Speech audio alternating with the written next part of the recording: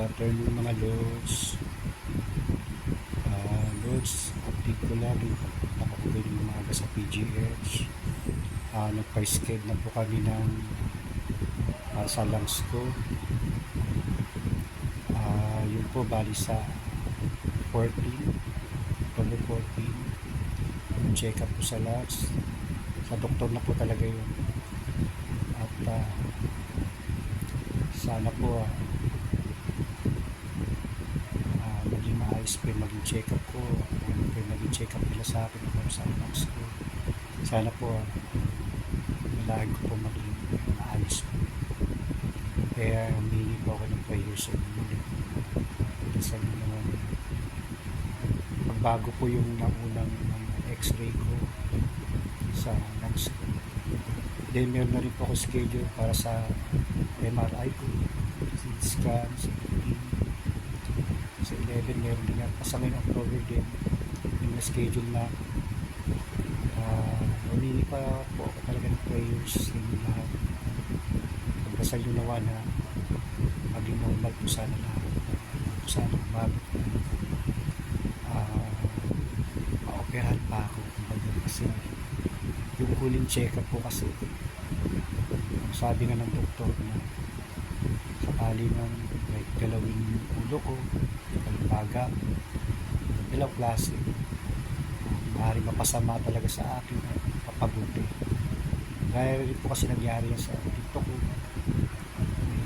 Yung tito ko kasi sa kanilang buhay nagkaroon din siya ng problema sa utak, pinagalaw yung nakakalungkot po, mas maaga po siya wala. Pero siyempre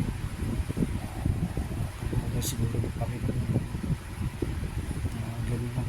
Kaya kami mga pamilya ko nag-usap-usap ano magiging plano namin. Kaya po sabihin talaga ng doktor, kailangan ba talagang galawin yung ulo ko, yung baga ko. So hinihingi nila yung decision ko. So ako hindi pa ako makapag-decide. Humihingi pa na ako ng advice. Kailangan ko sa tao sa mga kamag-anak ko, majority kung ano yung talagang makakabuti para sa atin. Hindi hahaba pa yung ating kaya pa tayo mahabang buhay kasama at kayo din makita ko sa atin kaibigan lahat at patuloy ng pagpasalamat sa mga sa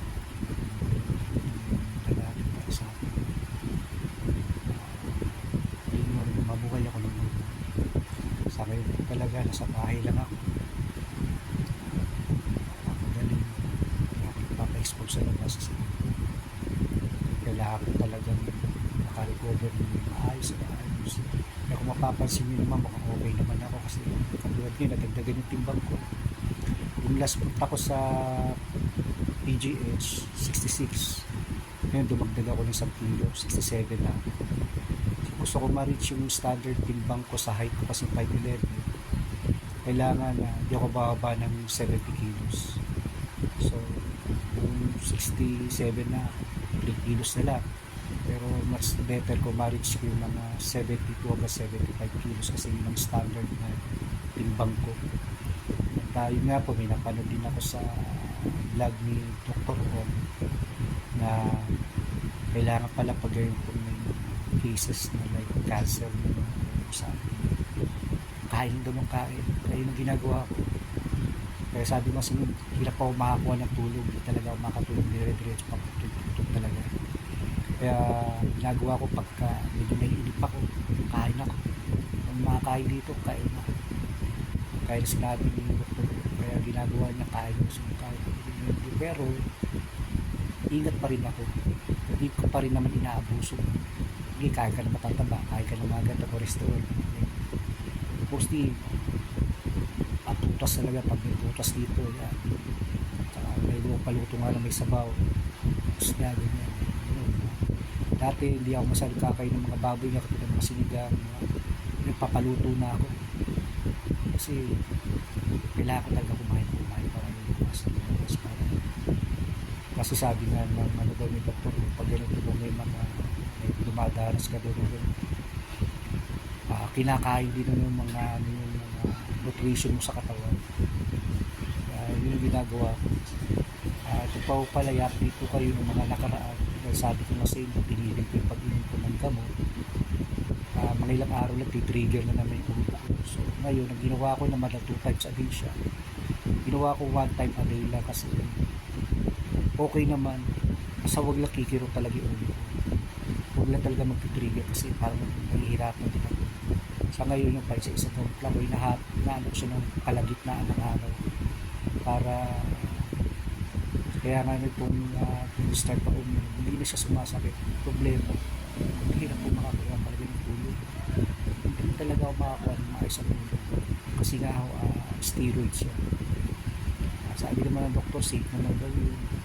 So no choice ako kasi hindi naman ako nahihilo talaga ako, sumasakit ako.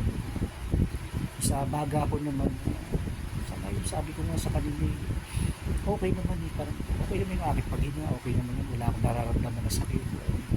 Pero dahil nga doon sa sinasabi mo, doon tayo nagbibilis din kasi doktor yan, na tayo magagawa. So malalaman natin yan. Ito nga yung may check up ko nga ako sa